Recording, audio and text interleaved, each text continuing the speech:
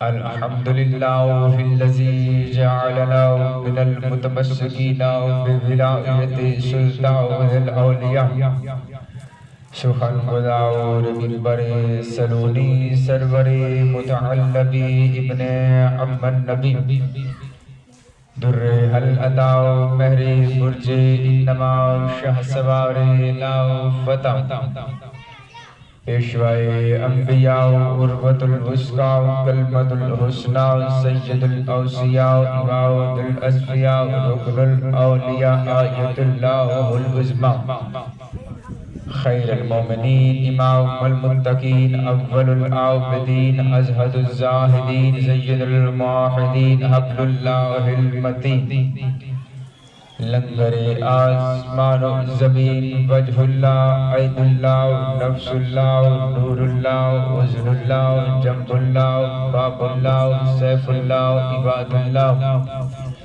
اسد اللہ الغالب علی ابن ابی طالب نار حیدری اما بعد فقد قال اللہ تعالی مبارک فی قرآن المجید والفرقان الحمید بسم اللہ الرحمن الرحیم والسلام علی یوم ولدت و یوم اموت و یوم ابعث حیا سلام دعا ہے آل محمد کا عظیم کریم خالق اس عظیم ذکر کو اپنے بارگاہ میں شرف قبولیت عطا فرمائے۔ آل محمد کا کریم خالق بانیان عشرہ محرم الحرام کی توفیقات خیر میں اضافہ فرمائے۔ آل محمد کا کریم خالق جس نے اس عشرہ مجالس میں جتنا حصہ ملایا ہے کائنات کا کریم خالق تمام کی توفیقات خیر میں اضافہ فرمائے۔ آل محمد کا کریم خالق جتنے ہر روز چل جاتے ہیں جتنے یہاں بیٹھتے ہیں مالک تمام کا آنا تمام کا بیٹھنا اپنی بارگاہ میں عبادت شمار فرمائے۔ آل محمد کا کریم خالق اس گاؤں میں اتفاق تا قیامت قائم و دائم فرمائے۔ آل محمد کا کریم خالق اس گاؤں والوں کو شر شیطانی شر انسانی سے محفوظ فرمائے، زمینی آسمانی آفات سے محفوظ فرمائے۔ آخری دعا منگواروں آمین کہنا اور ثواب میں شریک ہو جانا۔ میرے اللہ اسلام کی حقیقی وارث کا جلد جلد ظہور فرما۔ دعاؤں کو قبولیت پہنچاتے ہیں سہارا درود کا لیتے ہیں۔ جتنے جتنے آل محمد کے احسان یاد ہیں اتنی بآواز بلندر سلام۔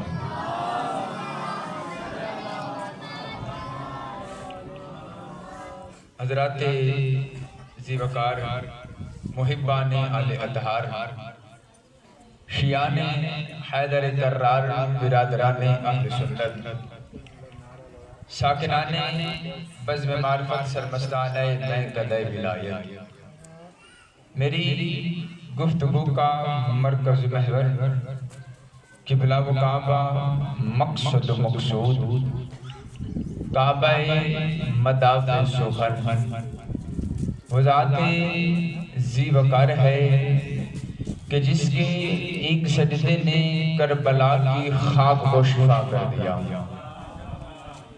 مالک تمہیں سلامت رکھے، آباد و شاد رکھے۔ آج 5 محرم الحرام سلسلہ کلام آپ کے اذہان عالی میں محفوظ ہوگا۔ سلسلہ کلام آپ کے اذہان عالی میں محفوظ ہوگا۔ آپ کے اور میرے درمیان جو سلسلہ کلام چل رہا ہے وہ ہے حسین وارث انبیاء۔ اس قرآن کو ہم نے اپنا موضوع سخن بنایا اس آیت کو کہ اللہ کہہ رہا ہے کہ جو میرے خاص بندے ہوتے ہیں ان پر میں سلام بھیجتا ہوں، جن کو میں چن لیتا ہوں وہ لائے کے سلام کرتے ہیں۔ پھر ہم حسین ابن علی کو یہ کہہ کر سلام کرتے ہیں کہ اے وارث انبیاء آپ پر ہمارا سلام۔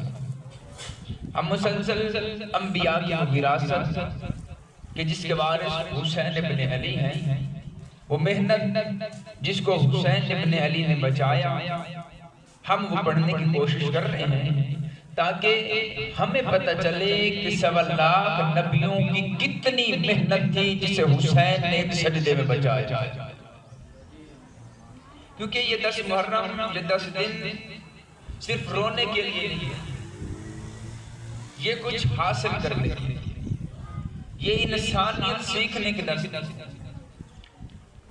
اگر ہم 10 دنوں میں فقط روتے رہیں گے، کچھ سیکھیں گے نہیں تو ہمارا فائدہ۔ جتنا بھی انسان ان پڑھ ہوگا وہ چاہے گا کہ اس کے اندر انسانیت ہو۔ چلو اور آسان کر دیتا ہوں، جو بندے خدا کو نہیں مانتے وہ بھی چاہتے ہیں کہ انسانیت ہو۔ اور آسان کر دیتا ہوں، جو بندے لا الہ کے منکر ہیں وہ حسین کو مانتے ہیں۔ چلو ایک مثال دے دیتا ہوں، آپ نے سنا بھی ہوگا، ہزاروں دفعہ پہلے سنا ہوگا، میں پھر دہرا دیتا ہوں۔ باتیں وہی ہوتی ہیں، بس انداز بدل کے بیان کی جائے۔ کہ سکھوں کے پیشوا گزرا ہے گرو نانک، وہ ہر وقت جب تنہائی میں ہوتے تھے یا اپنے مریدوں میں ہوتے تھے وہ ذکر حسین کرتے تھے۔ اپنے مریدوں سے بھی تلقین کرتے تھے کہ جب بھی ذکر حسین ہو اس میں جایا۔ ایک مرتبہ ایک مرید نے پوچھ لیا، جو تھوڑے چہتے مرید ہوتے ہیں وہ ایسے سوال کر ہی لیتے ہیں کہ سرکار دیکھیے، جس حسین کا تذکر آپ کرتے ہیں، جس کا ہمیں ذکر کرتے ہیں کہ اس کے ذکر میں جایا کریں، یہ ہمارا تو پیشوا ہی تھی، یہ تو مسلمانوں کا پیشوا ہے، وہ جائیں ان کا ذکر سنیں، جو مرضی کریں، ہمیں آپ کیوں کہتے ہیں کہ اس کا ذکر سنا کریں؟ اس وقت گرو نانک نے کہا کہ چلو ذکر نہ سنا مگر ایک کام کرنا،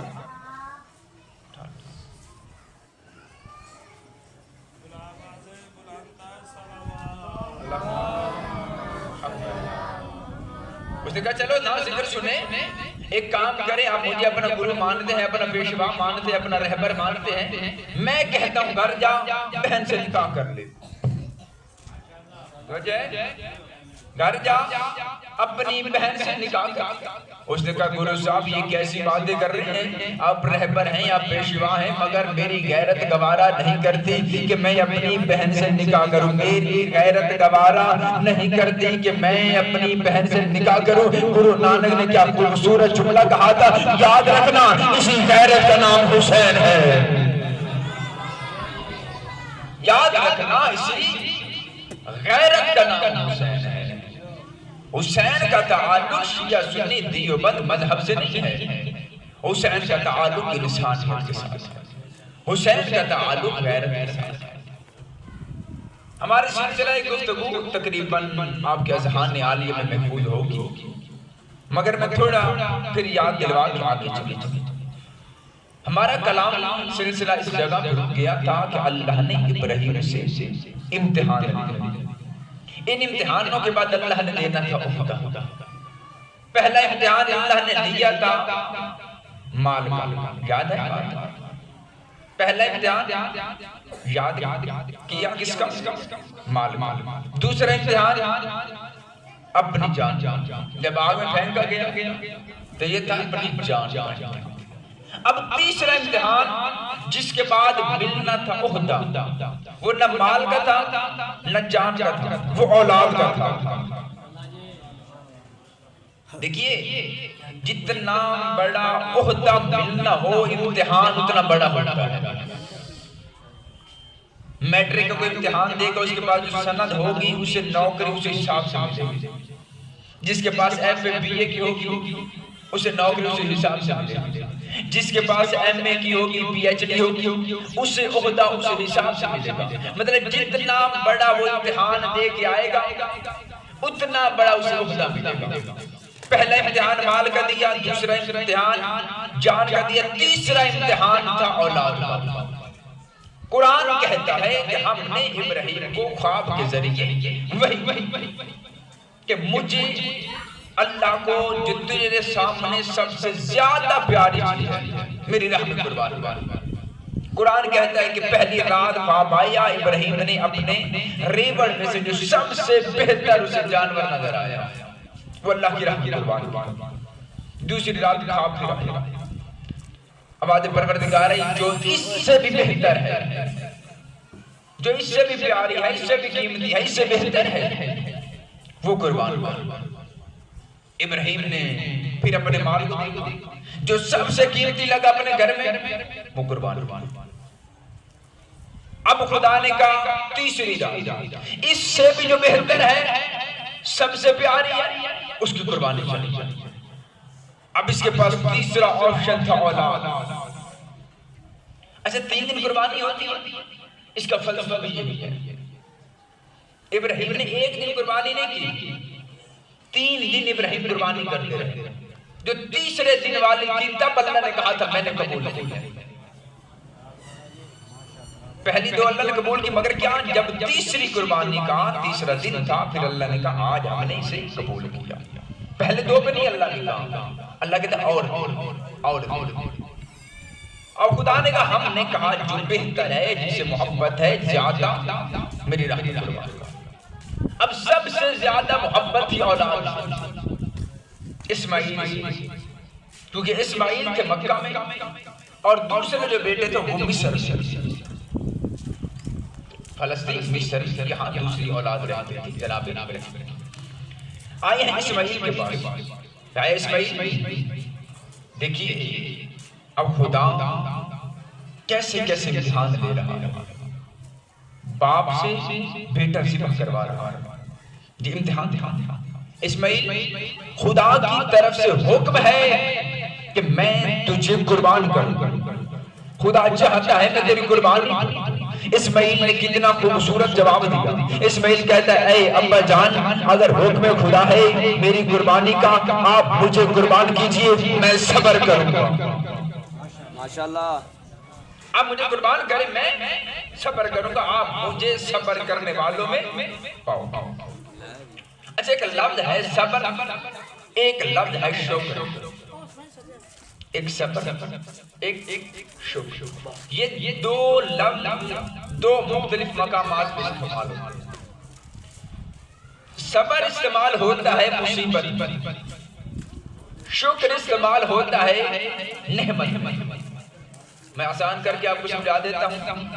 یہاں میں سے کسی کا بیٹا مر جائے، ہر بندہ آئے گا وہ کہے گا صبر کر، اللہ کی رضا ہے صبر کر. کیوں؟ مصیبت ہے. ہر بندہ کیا کہے گا؟ صبر کر. کسی کا بیٹا آفیسر بن گیا، ہر بندہ کیا کہے گا؟ شکر کر. پہلی مصیبت تھی، ہر کوئی کیا کہتا رہا؟ برو صبر کر. دوسری دفعہ نعمت ملی، ہر کوئی کہتا ہے کیا کر؟ شکر کر. اس کا مطلب ہے صبر ہوتا ہے مصیبت میں، شکر ہوتا ہے نعمت میں. صبر ہوتا ہے مصیبت میں، شکر ہوتا ہے نعمت میں.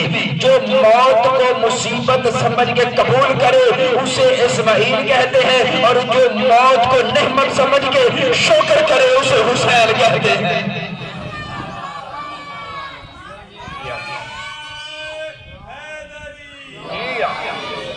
جو موت کو نعمت سمجھ. اسی لئے تو کربلا میں جب امام حسین علیہ السلام نے شہزادہ علی اکبر سے پوچھا تھا اے شہزادہ اکبر یہ بتا تم موت کو کیا سمجھتا ہے؟ شہزادہ اکبر نے کہا بابا شہد سے زیادہ میٹھی، شہد سے زیادہ میٹھی. تو جو چیز میٹھی ہو وہاں شکر ہوتے ہیں. اس نے کہا اے بیٹا تیرا کیا پروگرام؟ اسماعیل نے کہا بابا حکم خدا ہے انجام دیجیے، آپ مجھے صبر کرنے والوں میں سے بہت. ابراہیم نے اپنے بیٹے کو ساتھ لیا، زوجہ سے کہا کہ بیٹے کو تیار کر. اب بیٹی کی عمر ایک تاریخ کے مطابق 7 سال، ایک تاریخ کے مطابق 9 سال، ایک روایت کے مطابق 14 سال. 7 9 14 یہ 3 روایت. ابراہیم نے آگے کہا اے اسماعیل کی والدہ اسماعیل کو تیار کیجیے، میں نے ایک دوست کے ہاں دعوت پہ جانا. دیکھیے میں نے کیا کرنا ہے، دوست کے ہاں دعوت میں جانا ہے، خلیل اللہ بننا آسان نہیں ہوتا. خلیل اللہ ہم وارث خلیل اللہ بن رہے ہیں. میں کہاں جا رہا ہوں؟ دوست یہاں سے لے کے جانا ہے دعوت. تیار ماں نے بیٹے کو تیار کیا، یہ سمجھ گئے کہ یہ جا رہا ہے دعوت پر. جملہ کہنے لگا ہوں، دیکھیے گا جو حسین ابن علی لے کے چل رہے ہیں، وارث حسین وارث ابراہیم، یہاں پہ ماں بیٹے کو تیار کر رہی ہے یہ سمجھ کر باپ کے ساتھ جا رہا ہے دعوت پر. کربلا میں شب عاشور مائیں تیار کر رہی تھی موت کے لیے، مائیں تیار کر رہی تھی. یہاں ماں کو نہیں پتا کہ بیٹا ذبح ہونے جا رہا ہے، وہاں ہر ماں کو پتا تھا جو وارث ابراہیم کے ساتھ آ رہی تھی مائیں، ہر ماں کو پتا تھا کہ میرا بیٹا موت کی طرف جائے گا. اور کتنی بڑی وہ مائیں تھی، جب بیٹا کربلا میں ذبح ہو جاتا ماں شکر کر، میرے اللہ تیرا شکر ہے تو نے قبول کر لیا. نصرت حسین میں تیاری مکمل، بیٹا چلنے لگا. ابراہیم کی آواز آئی، اسماعیل کی والدہ چھری بھی دے دو. کیا کر بی بی کی آواز آئی، ابراہیم جا دوست کہاں رہے ہو، جا دعوت پہ رہے ہو، چھری کا کیا کرنا؟ ابراہیم نے کہا ہو سکتا ہے قربانی کرنی پڑ جائے، ہو سکتا ہے قربانی کرنا پڑ جائے. چھری کو ساتھ رسی بھی کپڑا ساتھ چلے. ادھر ابراہیم چلے، ادھر شیطان تڑپنے لگا. ادھر ابراہیم چلے، ادھر شیطان تڑپنے لگا. اب دیکھیے گا ابراہیم کا بیٹا بھی اپنا ہے، ہاتھ بھی اپنا ہے، چھری بھی اپنی ہے. بیٹا بھی اپنا ہے، ہاتھ بھی اپنا ہے، چھری بھی اپنی ہے. تکلیف ہو رہی ہے شیطان کو. یہی تو طریقہ ہو رہا ہے آج. یہاں جتنے ماتمی ہیں جو زنجیر زن ہیں، ہماری چھری بھی اپنی ہے، پشت بھی اپنی ہے، ہاتھ بھی اپنی ہے، تکلیف کسی اور کو ہوتی ہے. مطلب کہ جو قربانی ہوتی ہے شیطانی مزاج کو اچھی نہیں لگتی. اچھا یہ جو ہم زنجیر زنی کر رہے ہیں، اکثر یہ بھی سوال ہوتا ہے جی کرنی چاہیے یا نہیں کرنی چاہیے، کرنی چاہیے یا نہیں کرنی چاہیے. دیکھیے ابراہیم کے دن جب تھے، پچھلا مہینہ ابراہیم کا تھا، کسی نے کوئی اعتراض نہیں کیا، جبکہ ابراہیم کا کلمہ بھی کوئی نہیں پڑھتا، اعتراض بھی کسی نے نہیں کیا. ہر کوئی قربانی کر بھی رہا ہے، کسی نے یہ نہیں پوچھا کرنی چاہیے یا نہیں کرنی چاہیے، کسی نے یہ نہیں پوچھا کرنی چاہیے یا نہیں کرنی چاہیے. ادھر آئے ہیں مصطفیٰ کے بیٹے کے دن، پھر ہر بندہ پوچھ رہا ہے تیر زنی کرنی چاہیے یا نہیں کرنی چاہیے، تیر مارنا چاہیے یا نہیں مارنا چاہیے، خون نکالنا چاہیے یا نہیں نکالنا چاہیے. اور میں کہتا ہوں تجھے ابراہیم میں اور حسین میں فرق ہی سمجھ میں نہیں آیا. جسے جانوروں کے لہو کی سلامی دی جائے اسے ابراہیم کہتے ہیں، جسے انسانوں کے خون کی سلامی دی جائے اسے حسین کہتے ہیں. جسے جانوروں کے لہو کی سلامی اسے ابراہیم کہتے ہیں، جسے انسانوں کے لہو کی سلامی اسے حسین کہتے ہیں. چلو آج تک یہ سوال ہوتا رہا جی ماتم زنجیر زنی قرآن سے ثابت کرو، ہوتا ہے سوال. یہ جو ہم ماتم کرتے ہیں زنجیر زنی کرتے ہیں قرآن سے ثابت کرو. چلو میں کہتا ہوں تمہارا سوال پرانا ہے، سوال ہم مشکل کرتے ہیں. تو نے سوال کیا ہے ماتم قرآن سے ثابت کرو، ہم قرآن ماتم سے ثابت کرتے ہیں. تو نے کہا ہے نا عزاداری قرآن سے ثابت کر، ہم کیا کرتے ہیں عزاداری کو قرآن سے ثابت کرتے ہیں، وہ بھی کریں گے قرآن کو عزاداری سے ثابت کریں گے. اب پوچھیں علی رضا شاہ صاحب یہ کیسے؟ قرآن کو ثابت کرنے کی ضرورت ہی کوئی نہیں. میرا بھائی قرآن معتبر ہے ہمارے، ہم مسلمانوں کے لیے معتبر ہے نا، غیر مسلم کسی مانتا ہی نہیں، غیر مسلم تو نہیں مانتا. اب وہ قرآن اٹھا کے ہمارے سامنے آ جائے کہ جی آپ کہتے ہیں یہ اللہ کی کتاب ہے، یہ اللہ کا معجزہ ہے، مجھے ثابت کیجیے. ہم پوچھیں گے کیسے ثابت کریں؟ وہ کہے گا جو اس میں لکھا ہے وہ کر کے دکھا. جو اس میں لکھا ہے وہ کر کے دکھا. اگر آج ہو جاتا ہے تو پھر یہ قرآن معجزہ ہے. مسلمان مولوی پوچھے گا کیا کر کے دکھاؤں, وہ قرآن کھولے گا, وہ کہے گا تمہارا قرآن کہتا ہے کہ مصر میں تمہارا ایک نبی رہتا تھا, نام جس کا یوسف تھا. وہ اتنا خوبصورت تھا, اتنا حسین تھا, جب مصر کے کمرے سے باہر آیا ہے اور تو اسے دیکھ کے اپنے ہاتھ کاٹ لیے ہیں. وہ کہتا ہے یہ کیسے ہو سکتا ہے, جسم بھی کٹ جائے, بندے کو پتہ ہی کوئی نہ چلے, خون بھی نکلتا رہے, گھبراہٹ بھی محسوس کوئی نہیں ہوتی, تو آڑ کر کے دکھا دے, ہم مان جائیں گے. پھر مسلمان مولوی دروازہ بند کر لے گا مگر حسین کا ماتمی دروازہ بند نہیں کرے گا. ہم اس کا ہاتھ پکڑیں گے, ہلکا ماتم میں لے کے آ جائیں گے. ہم پوچھیں گے اب بتا تیرا سوال کیا ہے, وہ کہے گا کیسے ہوا تھا. ہم زنجیر کا ماتم دکھا کے کہیں گے دیکھ ایسے ہوا تھا.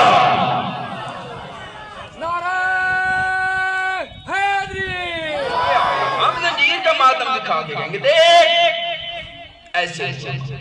وہ اگلا سوال ہے, وہ کہے گا بتا تیرا قرآن کہتا ہے کہ تمہارا ایک نبی تھا, نام جس کا ابراہیم تھا, اسے آگ میں پھینکا گیا.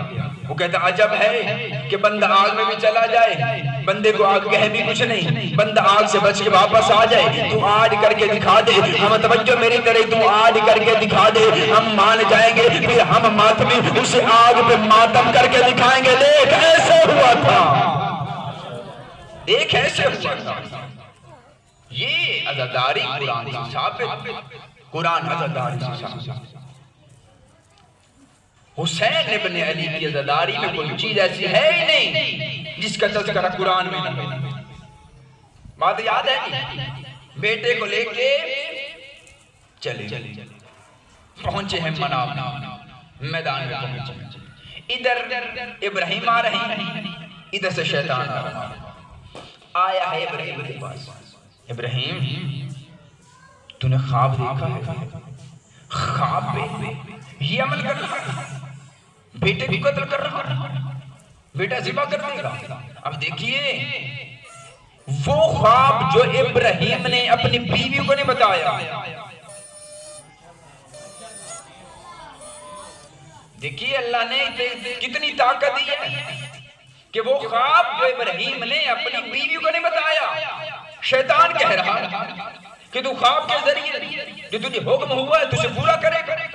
خواب خیال ہوتے ہیں بیٹے کو چھوڑ دے تو بیٹا ذبح کر دے گا. اتنا کہنا تھا, ابراہیم نے کنکر اٹھائے, شیطان کو مارے, کہا لا حول ولا قوت الا باللہ, لا حول ولا قوت الا باللہ. شیطان بھاگ بھی رہا ہے اور پوچھ رہا ہے ابراہیم تجھے کیسے پتا چلا میں شیطان ہوں. ابراہیم نے کہا جو نبی کے خواب پہ شک کرے وہی شیطان ہوتا ہے, جو نبی کے خواب پہ شک کرے وہی شیطان ہوتا ہے. اب یہاں بات نہیں بنی. دیکھیے میں نے پہلے کہا ہے قربانی کوئی دے رہا ہے, تکلیف کسی کو ہو رہی ہے. آئے اسماعیل دیکھ تیرا باپ اب بوڑھا ہو گیا ہے, اب اس کا دماغ کام نہیں کر رہا, یہ دیوانہ ہو گیا ہے, اس کے دماغ کو زیان ہو گیا ہے.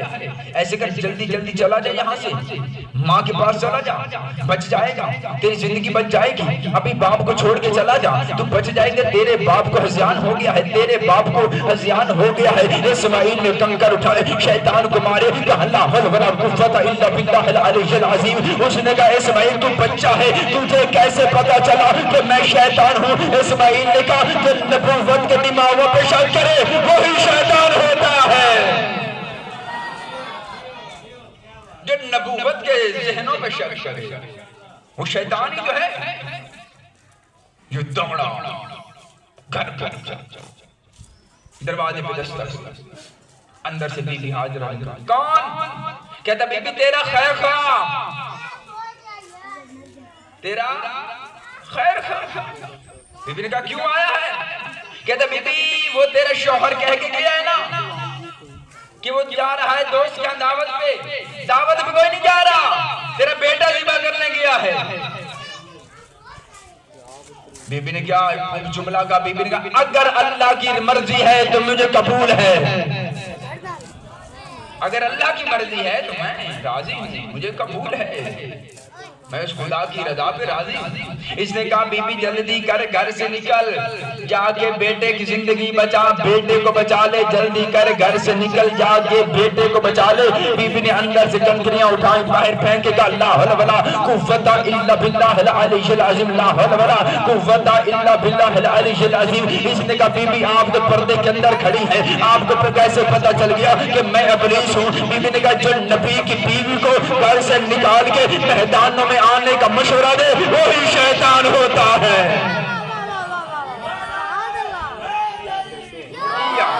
جو نبی کی بیوی کو گھر سے نکال کے میدانوں میں آنے کا مشورہ دے وہی تو شیطان ہوتا ہے۔ ادھر ابراہیم نے بیٹے کو اٹھایا، ہاتھوں میں رسیاں پہنا، پاؤں باندھی، اپنی آنکھوں پہ پٹی باندھی، اپنی آنکھوں پہ پٹی باندھی۔ خدا نے کہا ابراہیم اٹھ جا، خلیل ہے عاشق نہیں، اٹھ جا، خلیل ہے عاشق نہیں۔ ادھر ابراہیم نے چھری چلایا، ابھرتا ہوا لہو ابراہیم کے ہاتھوں پہ آیا، پٹی کھولی، دیکھا بیٹا کھڑا ہوا ہے، دمبا ذبح ہے۔ کہ پروردگار یہ کیا ہے؟ بیٹا بچا دیا، قبول کیوں نہیں کیا؟ آواز پروردگار ہے تیرے بیٹے کو بچایا ہے کسی عظیم کے صدقے میں۔ فَفَدَّيْنَهُ بِذِبْحٍ عظیم، تیرے بیٹے کو زندگی دی ہے کسی ذبح عظیم کے صدقے میں، کسی بڑی۔ ابراہیم کی آواز آئی پروردگار میرے بیٹے کو بچا دیا۔ آواز پروردگار آئی ابراہیم تو نے آنکھوں پہ پٹی کیوں باندھی؟ آواز پروردگار آئی تو نے میرے عشق میں بیٹا ذبح کیا، آنکھوں پہ پٹی باندھ کی۔ پروردگار یہ کیسے ہو سکتا ہے؟ کوئی باپ بھی ہو اور بیٹے کو سامنے تڑپتا بھی دیکھے۔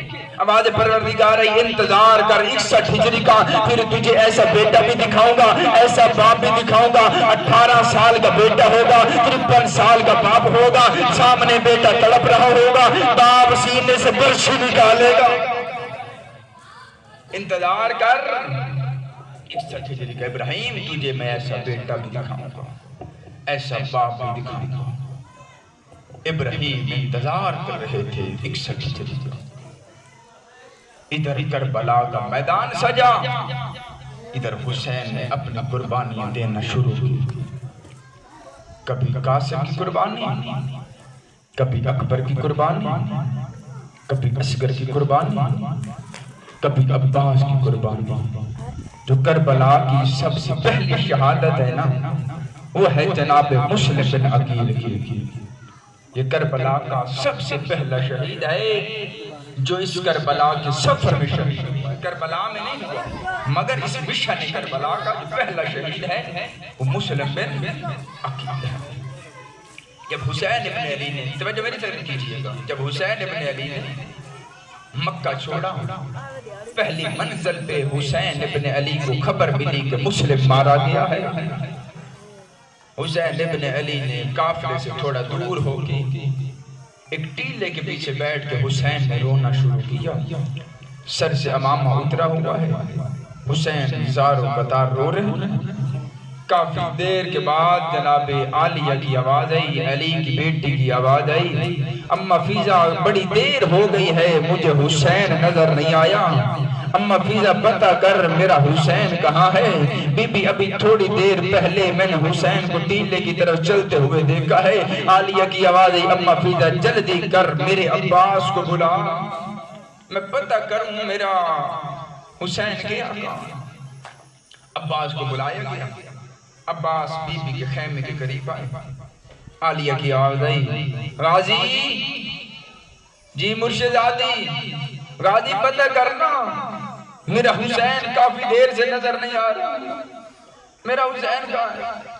غازی چلتے چلتے اس جگہ پہ آئے جہاں پہ حسین سر سے امامہ اتار کے ریت پہ رکھ کے رو رہے تھے۔ غازی کو آتے ہوئے دیکھا، حسین نے امامہ اٹھا کے جلدی جلدی سر پہ رکھنا شروع کیا۔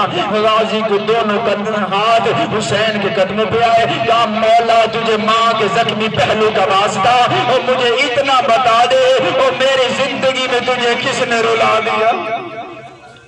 مولا مجھے اتنا تو بتائے، میں بھی زندہ ہوں، آپ کی آنکھوں میں آنسو، مولا مجھے بتائے۔ مولا تجھے رلایا کس نے؟ حسین کی آوازیں غازی دیکھ یہ نہ پوچھ، غازی میں نے صبر کر لیا، غازی تیرے سے صبر نہیں ہوگا۔ غازی کی آوازیں ماں کا واسطہ ہے مجھے بتا دے ہوا کیا ہے، تجھے رلایا کس نے؟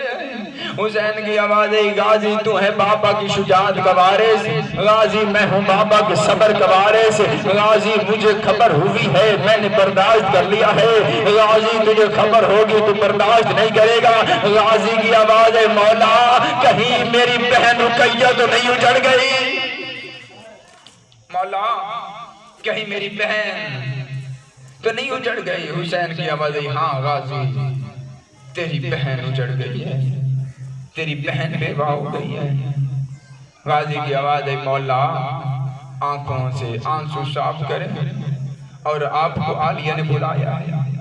حسین نے رونا شروع کیا۔ غازی کی آواز مولا پھر ایک منت کر دے، مجھے دکھا تو صحیح میرا غریب اجڑ کیسے رہا ہے اور میرا غریب مارا کیسے جا رہا ہے۔ حسین نے تو انگلیاں دراز کی۔ حسین کی آواز غازی ان انگلیوں کے درمیان دیکھ، تجھے سارا منظر نظر آ جائے گا۔ جیسے ہی غازی نے دیکھا ہے منظر کیا ہے، کوفہ کا شہر ہے، دارالعمارہ کی چھت ہے، مسافر سر جھکا کے کھڑا ہوا ہے، کوئی تلوار لے کے کھڑا ہوا ہے، اس نے تلوار چلائی ہے، مسافر کا سر کٹا ہے، گلی میں آ رہا تھا۔ یا غازی کی آواز مولا اپنی زمین کو حکم کر مجھے ایک مرتبہ کوفہ پہنچا۔ حسین کی آواز جا کے کرے گا کیا؟ غازی کی آواز لڑوں گا نہیں، میں مسلم کا سر سنبھالوں گا، اور مسلم کا سر گلی میں آ رہا ہے اور میں مسلم کا لاشا سنبھالوں گا۔ حسین کی آواز غازی ایک مرتبہ گلی میں دیکھ۔ غازی نے گلی میں دیکھا منظر کیا ہے، کوئی کالے برقعے والی بی بی ہے، پہلو پہ ہاتھ رکھا ہوا ہے، چولی پھیلا کے کہہ رہی ہے آؤ میرا مسلم، آؤ میرے حسین کا سفیر بیٹا، آؤ میرا مسلم۔ اللہ لعنت القوم الظالمین وسيعلم الذين ظلموا أيمن قالوا